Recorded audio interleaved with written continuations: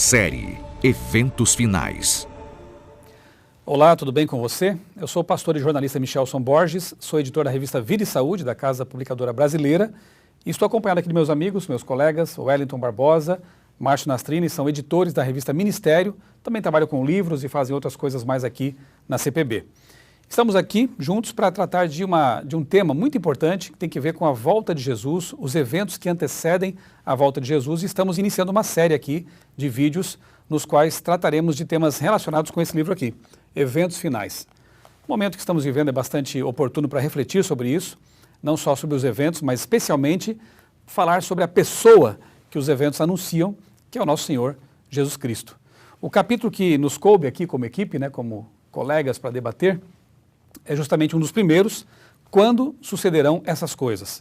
Pastor Márcio, começando com você então, a pergunta é a seguinte, nós percebemos ao ler aqui no capítulo 24 de Mateus, que os discípulos estavam bastante preocupados com uma data, quando acontecerão essas coisas. E Jesus, ele aparentemente de modo estranho, mistura alguns eventos ali, a destruição de Jerusalém no ano 70, coloca também alguns eventos que tinham que ver com a sua vinda. Por que ele fez isso e como entender essa mistura de temas que Jesus promoveu ali nesse capítulo? O capítulo 24 de Mateus, juntamente com o capítulo 21 do livro de Lucas, eles falam sobre as profecias que Cristo faz a respeito do fim dos tempos, antes da sua volta a este mundo. E no capítulo 24, especialmente de Mateus, ele está num diálogo com os discípulos.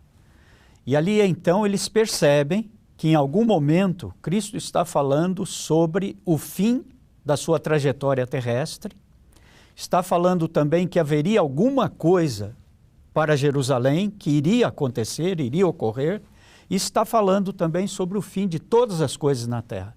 E daí então, curiosos, como nós também somos curiosos por saber quando essas coisas sucederão e quando será o fim de tudo, eles perguntam, mas nós gostaríamos de saber mais claramente quando sucederão essas coisas e quando se dará a tua volta a este mundo.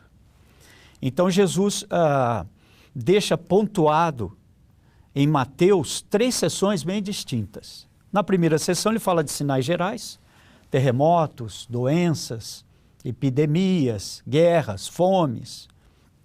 Depois ele menciona também um sinal geral, que o evangelho será pregado em todo o mundo para conhecimento de todas as pessoas, então virá o fim.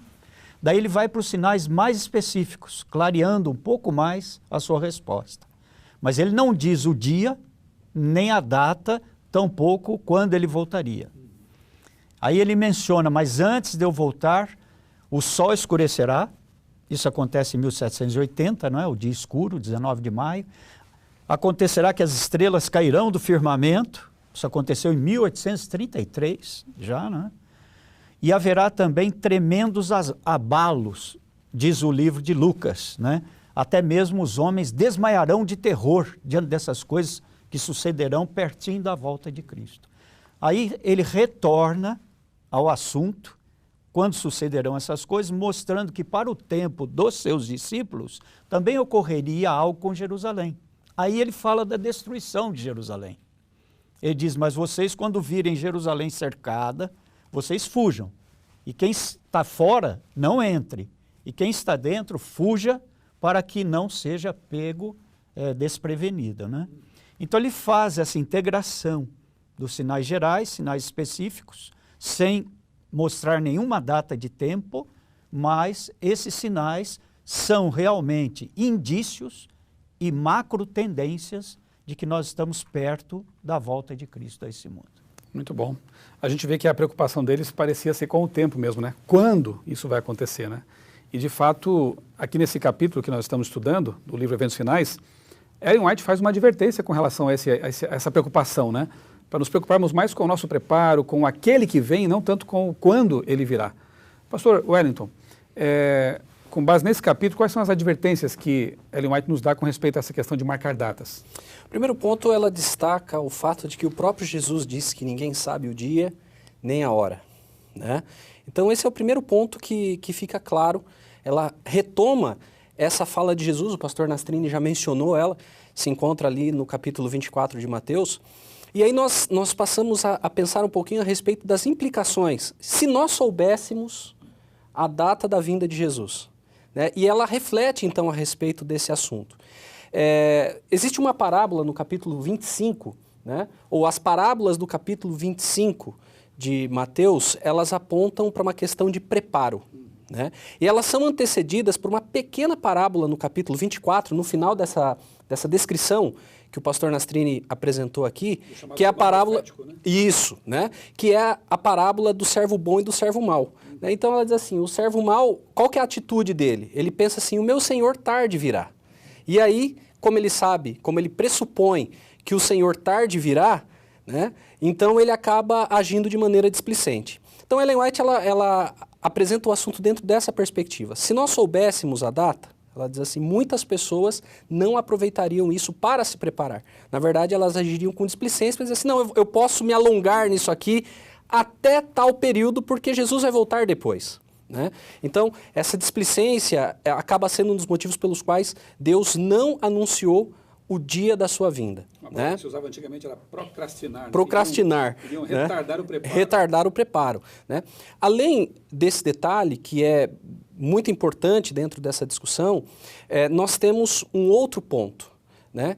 Que está relacionado com as pessoas que acabam sendo motivadas para se preparar, não por conta do amor, mas do temor, que é um outro elemento. Né? Então, existem pessoas que, olha, se eu sei que vai acontecer, então eu vou me preparar. E a gente vivenciou isso como movimento adventista, né? Em 1844. Muitas pessoas se prepararam não porque elas amavam a vinda do Senhor, mas com medo do juízo. Né? Então, esse é um outro elemento que faz parte desse motivo pelo qual Deus não anuncia a data da vinda de Jesus. E nós temos também um detalhe que jamais deveríamos nos esquecer disso, que nós não sabemos nem quanto tempo nós vamos viver. Então, a ideia é de que nós devemos estar preparados todo o tempo. Todo o tempo é tempo de preparo e vigilância. Porque ainda que nós pensássemos assim, não, Jesus vai voltar daqui a 2 anos, né? Mas eu não sei se eu vou estar vivo daqui a 2 anos. Então, o tempo de preparo é agora. Hoje é o dia de nós estarmos prontos para ver o Senhor Jesus voltando. E como a morte é um estado de inconsciência, né? É o sono da morte, né? A pessoa que morrer agora já vai acordar contemplando, ou não, infelizmente, abrir e fechar de olhos. A volta de Jesus. Né? Então é muito mais urgente do que a gente passa a pensar, né? Exato.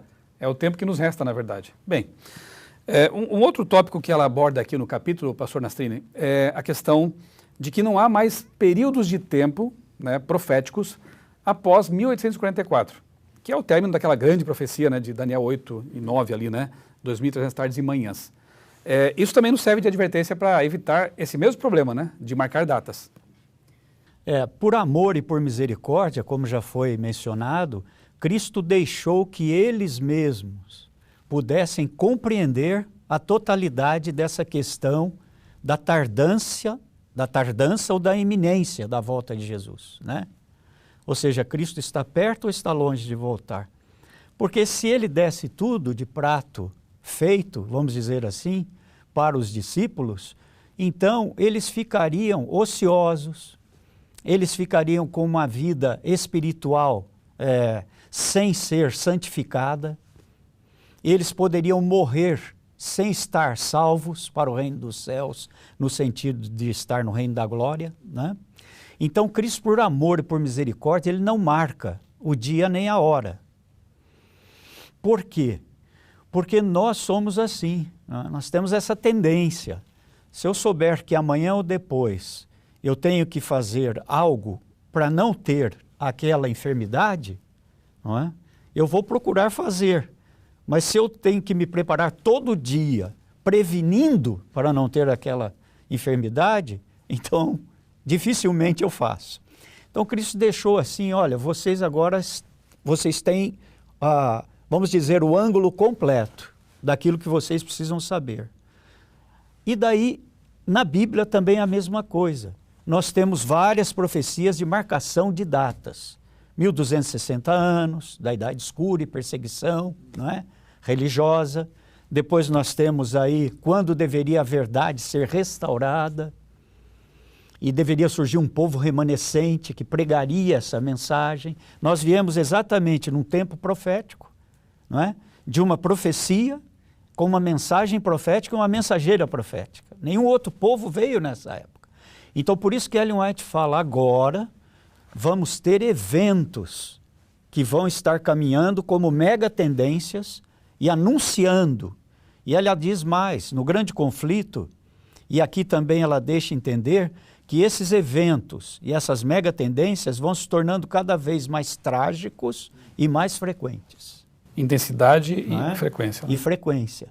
Então, terremoto sempre houve? Sim, mas não com a intensidade e frequência que tem hoje. Né? Guerra sempre houve? Sim, mas não tantas e tão intensas como hoje, com poder, né, militar como hoje. Doenças sempre teve, porque os ateus, os gnósticos dizem isso. Mas isso não é sinal da volta de Cristo, sempre houve, mas não com a intensidade e frequência. Uma pandemia de alcance planetário, como estamos vivendo agora, né? Isso. Pode ser que não haja tantos mortos porque temos recursos para lidar com ela, mas veja o alcance disso, né? Exatamente, foi global, foi global. Então, ela diz, a última profecia de tempo foi 1844 por 2 motivos, resumindo a resposta. Primeiro lugar, porque 1844 foi uma decepção tremenda para o movimento adventista millerita, quando ainda não havia Igreja Adventista Sétimo Dia organizada, né, estabelecida. Mas havia o movimento de Guilherme Miller que pregava que Jesus iria voltar em 22 de outubro de 1844, à meia-noite, até a hora eles marcaram. Então houve um grande desapontamento. Dali saíram 3 grupos. Um grupo saiu e se tornou ateu, nunca mais entrou em igreja alguma. Outro grupo saiu e começou novamente a marcar datas para o retorno de Cristo. Nós temos alguns grupos daquela época que ainda em denominações aí evangélicas marcam datas. E o terceiro grupo, de Ellen White, Tiago White, José Bates, Irão Edson, né, eles começaram a reestudar. Então eles descobriram que a data estava correta, mas o evento estava errado. Né? Então Ellen White diz, esse desapontamento Deus não mais quer. Então de hoje em diante você terá eventos anunciando pragas, decretos, que vão dizer que você está próximo à vinda de Cristo. Porém, eles não serão baseados em datas mais. Ela diz, o tempo nunca mais será uma prova para o povo de Deus. E não haverá mais profecias de tempo ou eventos proféticos baseados em data. Então, se você vir aí qualquer um pregador, um pretenso profeta, né, anunciando datas pós-1844, pela revelação que Deus nos deu, estão trabalhando em erro. Né? Nós temos acontecimentos proféticos, Exatamente. mas não datações deles. Né? Muito bom.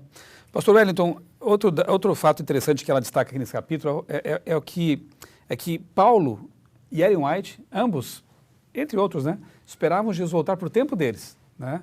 Eles se viam, né, entre aqueles que esperariam Jesus voltar. Esse senso de urgência é bonito. Né? Eu queria que você comentasse 2 coisas. Primeiro, de que forma isso também refuta algum tipo de marcação de data, né?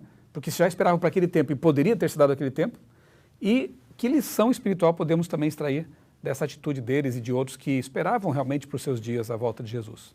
Acho que o primeiro ponto que a gente precisa destacar é que tanto a igreja no Novo Testamento quanto a igreja no tempo do fim, ela vive a iminência escatológica. Né? E a gente já mencionou aqui, o pastor Nastrini mencionou, você mencionou, o fato de que essa iminência ela tem um impacto direto na preparação. Né? Então, o fato deles aguardarem para os dias deles fazia com que eles estivessem preparados para que a qualquer momento Jesus viesse nas nuvens dos céus e eles estivessem prontos para receber a coroa da vida. Então, essa deveria ser a nossa expectativa também, até porque existe a escatologia pessoal. Sim. Eu não sei por quanto tempo eu vou viver. Né? E a porta da graça se fecha quando eu morro. Quando eu morro também, né? Ou quando alguém morre. Não só quando Cristo sair do santuário. Então, esse é o primeiro ponto que é muito importante da gente destacar. Né? E isso deveria ter um impacto para nós hoje muito presente. Nós deveríamos restaurar essa mesma ideia. Por quê? Porque, principalmente nesse período em que nós estamos vivendo com tantas mega tendências, né, como o pastor Nastrini mencionou aqui, mega sinais, né, anunciando essa brevidade da vinda de Jesus, isso deveria não somente impactar a nossa preparação pessoal, mas também deveria nos motivar a proclamar com mais convicção ainda a mensagem que está sob nossa responsabilidade. Muito bom, né? E se eles esperavam para o tempo deles, né, marcar qualquer data para depois disso também é algo estranho, porque como que um profeta não sabia então que não vai vir meu tempo? vai ser naquela data que está marcada, né? Então, realmente, esse senso de urgência é importante, estar sempre prontos, né, para quando for, em que momento for. Pastor Márcio, outro ponto que a autora destaca aqui é a questão do tempo de tardança, né? Parece que, de alguma forma, o povo de Deus mesmo acabou adiando, atrasando, né, a vinda de Cristo. Como entender isso? Então, esse é realmente o problema, né? Alguns acham que existe aí uma iminência, que Cristo está realmente às portas, como eu já mencionei, né? E outros acham que há uma tardança. Agora, Ellen White, especificamente aqui, ela fala que devido aos costumes, ao estilo de vida e aos pecados acariciados, nós podemos realmente retardar a vinda de Cristo. Ela é pontual nisso. E ela cita 2 exemplos. O primeiro foi por questão do povo demorar-se no deserto, 40 anos, quando eles poderiam ter entrado ali em pouco tempo, né? Então, porque eles desanimaram, e os espias vieram desanimados de olhar a terra e espiar por ela, exceto Josué e Caleb, e disse, então, para cada dia que vocês demoraram espiando a terra, não é? Vai ser 1 ano que vocês vão ter no deserto. Então, 40 dias igual a 40 anos. E ela também menciona, né, que lá Jesus já poderia ter voltado no início da obra, quando estava naquela missão dos 3 anjos pregando o Evangelho eterno. Mas muitos não creram nisso. E Paulo também, nos seus dias, deu tanta ênfase a isso que pareceu que Cristo ia voltar naquela época. Então o pastor Wellington mencionou, nós temos que viver como se ele fosse voltar hoje realmente. Estar preparados para isso. Já que falamos em tardança, o que dizer de textos que parecem assim sugerir que podemos até apressar então? Esse é um detalhe interessante, né? Se de alguma maneira nós podemos atrasar, será que nós podemos adiantar?